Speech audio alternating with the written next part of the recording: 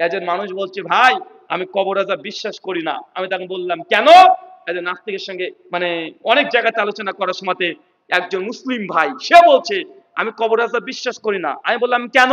উনি তখন বলছেন, দেখেন আমার ছোট কাল থেকে এবার ইচ্ছে একটা ছিল যে কবরের আযাব দেখব, জাহান্নাম জান্নাত ওটা তো মৃত্যুর পরে পরকালে পাবো, ওগুলো তো আমার হাতে নেই, কিন্তু কবর তো দুনিয়াতে আছে, আমাদের কবরের আযাবটা আমি দেখতে পারি। আমি তখন বললেন তো বিশ্বাস করেন না কেন? উনি তখন বলছেন যে আমি ছোট থেকেই হুজুরদের বক্তব্য শুনেছি কবরে নাকি আযাব দেয়, ডান পাজর বাম দিকে চলে যায়, বাম পাজর ডান দিকে চলে যায়, একটা সাপ থাকবে 70খানা মাথা থাকবে, একবার ছবল মারবে 70 বছর ব্যথা থাকবে, অনেকগুলো হুজুরা হাদিস বলে। তো ছোট থেকে আমার সব কবরে আযাব দেখবো। তো আমাদের বাড়ির পাশে একটা কবরস্থান আছে, তার পাশে ফুটবলের ময়দান। আমরা যখন বল খেলতাম, বলটা একটু জোরে মারলেই কবরের মধ্যে পড়ে যেত। তো আমাদের বন্ধুরা কেউ ভয়ে কবর থেকে বল তুলতো না, কিন্তু আমার ইচ্ছা আমি কবরে আযাব দেখবো। আমি ছোট থেকেই কবরে নেমে আমি বলটাকে তুলি, আর যখন তোলার সময় বারবার তাকিয়ে দেখি কই কবর আযাব তো হয় না, কই একটা সাপ থাকবে 70খানা মাথা থাকবে, কই? আমি তো আজ পর্যন্ত দেখতে পেলাম না। দীর্ঘ 20 বছর ধরে আমি ট্রাই করছি, চেষ্টা করছি, কোন জায়গায় কবর আযাব দেখতে পেলাম না। অতএব আমি কবর আযাব বিশ্বাস করি না। আমি তাকে বললাম যে ভাইজান আমি কবরের আযাবের প্রমাণ আমি কিভাবে দিই? মানে দিয়া কি সম্ভব? কথা বলেন, এটা বারজাখি জগৎ, এটা তো প্রমাণ প্রুফ করতে পারবো না। আমি তাকে জাস্ট এতটা বললাম যে ভাইজান আপনি স্বপ্ন দেখেন? বলছে স্বপ্ন দেখি মানে? স্বপ্ন দেখতে দেখতে অনেকে স্বপ্ন দোষও হয়ে যায়। আচ্ছা না নাই? কথা বলেন। আজ এই স্বপ্নের মধ্যে আপনি যখন দেখছেন, চাচা স্বপ্নের মধ্যে কোনো মিষ্টি খেয়েছেন? হ্যাঁ, বিজ্ঞান আমাদেরকে বলছে মানুষ জ্ঞান অর্জন করে 5টা মাধ্যম। এক, চক্ষু, কর্ণ, নাসিকা, জিহ্বা আর ত্বক। মানুষ সব জ্ঞান চোখ দিয়ে দেখে দেখে অর্জন করতে পারে না। সব জ্ঞান দেখে দেখে অর্জন করতে পারবে? এটা আপনাকে যদি তেঁতুল দেওয়া হয়, এটা টক না ঝাল না লবণ, আপনি কিভাবে বুঝবেন? কি করতে হবে আপনাকে? খেতে হবে, জিহ্বাতে দিতে হবে। এখন কোনটা গরম কোনটা ঠান্ডা এটা দেখে কিভাবে বুঝবেন? দেখে বুঝতে পারবেন না, নাক দিয়ে শুকে বুঝতে পারবেন না, ত্বকে ধরতে হবে, তাই ঠান্ডা গরম আপনি অনুভব করতে পারবেন। কাঁচা লঙ্কা ঝাল না মিষ্টি জিভ ব্যবহার করতে হবে। একটা মানুষ আমি কথা বলছি, আপনার এই চোখ দিয়ে তাকে থাকলেও আপনি আমার কথা শুনতে পাবেন না, কান লাগবে, লাগবে কি লাগবে না? কোন ফুলের কি সেন্ট, কোনটা কি সুগন্ধি না দুর্গন্ধ, এটা বোঝার জন্য চোখ দিয়ে আপনি সুগন্ধি দুর্গন্ধ কিছু অনুধাবন করতে পারবেন না, এই জন্য নাক লাগবে। আর অনেক কিছু আছে, সিচুয়েশন আছে যেগুলো দেখে দেখে আপনাকে জ্ঞান অর্জন করতে হয়। তারপরে জ্ঞান অর্জন করার কয়টা মাধ্যম? 5টা মাধ্যম। এখন আমার সাদা মনে সাদা প্রশ্ন, চাচা স্বপ্নের মধ্যে যদি মিষ্টি খেয়েই থাকেন, তো স্বপ্নের মিষ্টিটা কি ছিল, ঝাল না টক?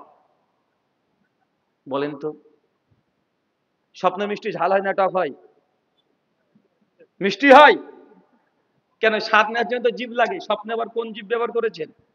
স্বপ্নে কি জিভ দিয়ে খেয়েছেন? চাচা চোখ খোলা আছে মানে দেখতে পাচ্ছি, চোখ বন্ধ করলাম কিছু দেখতে পাবো? চোখ বন্ধ করলে দেখা যায়?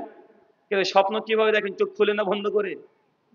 হ্যাঁ, আর চোখ বন্ধ করে তো স্বপ্ন দেখছেন, একদম রঙিন, এমনকি ফিলিংসটা সেম পাচ্ছেন। যুবক দেখছি 14ই ফেব্রুয়ারি গার্লফ্রেন্ডকে প্রপোজ করেছে, বা গার্লফ্রেন্ড ছুটে এসে একটা গোলাপ দিয়ে দিয়েছে আর আই লাভ ইউ বলে দিয়েছে, ও স্বপ্নের মধ্যে ন্যাংটা হলে আসতে শুরু করে দিয়েছে, ঘুম ভেঙে গেছে, বুঝা স্বপ্ন দেখলাম, ফিলিংস তারপরে কাজ করে কি করে না? করে তো। তার মানে বোঝা গেলে স্বপ্ন হচ্ছে এমন একটা জগৎ, যে জগতে ভালো মন্দ দুটোরই আপনি অনুধাবন করতে পারেন।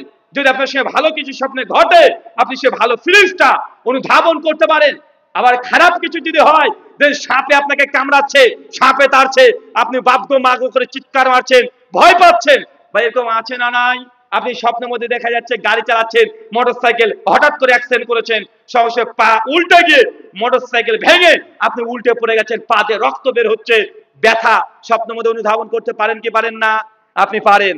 দেখা যাচ্ছে আপনি খাটে সারাদিন ক্লান্ত হয়ে কাজ করে এসে নিজের খাটে বসে বসে সরি আপনি শুয়ে শুয়ে ঘুমাচ্ছেন, আর পাশে আপনার স্ত্রী টিভিতে সিরিয়াল দেখছে, আর স্বপ্নের মধ্যে দেখছেন যে আপনার শত্রু এসে গর্দনে পড়ে 3-4টা কিল ঘুষি মেরে দিয়েছে, আর বাপ গো মা গো করে চিৎকার মারছেন, বাঁচাও বাঁচাও করছেন, দৌড়ছেন কিন্তু দৌড়তে পারছেন না। এমন সিচুয়েশন হয় কি হয় না? স্বপ্নের মধ্যে হয় কি হয় না? আপনি হচ্ছে, কিন্তু দেখা যাচ্ছে আপনার স্ত্রী পাশে বসে ও আনন্দের সিনেমা দেখছে, মানে আপনার মধ্যে যে আযাব চলছে, আপনি যে কান্না করছেন, চিৎকার মারছেন, ব্যথা পাচ্ছেন, আপনার স্ত্রী যদি আপনার শরীরে এইভাবে তাকিয়ে থাকে, বলেন তো আপনার যে আযাব হচ্ছে আপনার বউ বুঝতে পারবে? পৃথিবীর যদি সুপার কম্পিউটার লেন্স দিয়ে আপনার শরীরকে যদি এক্সরে করা হয়, আপনার উপরে যে আযাব হয়েছে, ব্যথা পেয়েছেন, ভাই এটা প্রমাণ করা সম্ভব না। আমি বলেছিলাম সেই ভাইকে, ভাইজান স্বপ্ন যেমন এটা বারজাকি জগতের ন্যায়, কবরের আযাবও তেমন। আপনি কবরের মধ্যে দেখছেন কয়টা হাড় পড়ে আছে, যার উপরে আযাব হচ্ছে সে বুঝতে পারবে। স্বপ্নের মধ্যে যে ব্যক্তি আযাব পাচ্ছে, কষ্ট পাচ্ছে, ও নিজে বুঝতে পারে। স্বপ্নের সঙ্গে এই কবরের আযাবকে আপনি সিমিলার করতে পারেন। উনি তখন বলছেন যে ভাইজান এটা বুঝলাম, আর একটা প্রশ্ন আছে। কি বলছে? হুজুরা বলেছে কিয়ামতের দিন আল্লাহ বিচার করবেন সময় মাগরিব থেকে, সরি আসরের নামাজ থেকে মাগরিবের মধ্যে, মানে 2.5-3 ঘন্টা। এই 2.5-3 ঘন্টাতে আল্লাহ গোটা বিশ্বের মানুষের মিলিয়ন বিলিয়ন ট্রিলিয়ন মানুষের হিসাব কিভাবে করবেন? এখনই তো গোটা বিশ্বে আছে 800 কোটি মানুষ, তো মাত্র 2.5 ঘন্টায় বিচার করা কি সম্ভব?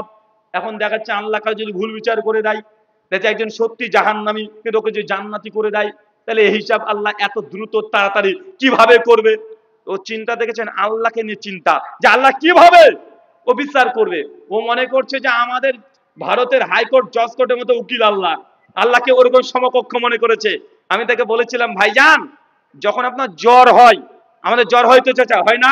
জ্বর হলে ডাক্তারের কাছে যান, ডাক্তার দেখবেন কাচের একটা টুকরা বের করে, ওটার নাম হচ্ছে থার্মোমিটার। 3-4 বার বাড়ি মেরে আপনার মুখের মধ্যে ঢুকে দেয়, ওটা বগলের মধ্যে পুড়ে দিবে। 1-1.5 মিনিট পরে বের করে আপনাকে বলবে, দাদা আপনার তো 106 ডিগ্রি তাপমাত্রা, মানে আপনার খবর আছে। বলতে পারে কি পারে না?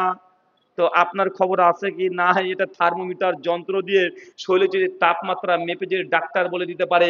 কিয়ামতের মাঠে যদি আল্লাহ এমন একটা যন্ত্র আপনার মুখে বা পেছন দিক দিয়ে গুজে দেয়, আর 1-1.5 মিনিট পর বের করে যদি বলে, বেটা তুমি 5,65,000 গুনাহ করেছো আর মাত্র 3,200 খানা নেকি করেছো, এমন যন্ত্র আল্লাহ তৈরি করতে পারেন কি পারেন না?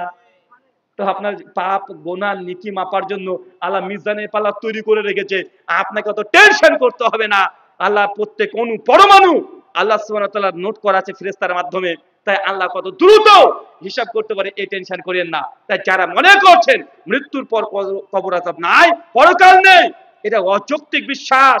আপনি বিশ্বাস করেন মৃত্যুর পর পরকাল আছে, আপনি বিশ্বাস করেন মৃত্যুর পর কবর আযাব আছে, যদি আপনার আরো বৈজ্ঞানিক প্রমাণ লাগে আপনাকে বৈজ্ঞানিক প্রমাণ দেওয়া যাবে। আলোচ্য বিষয় যে আমলে জান্নাতে ঘর পাওয়া যায়।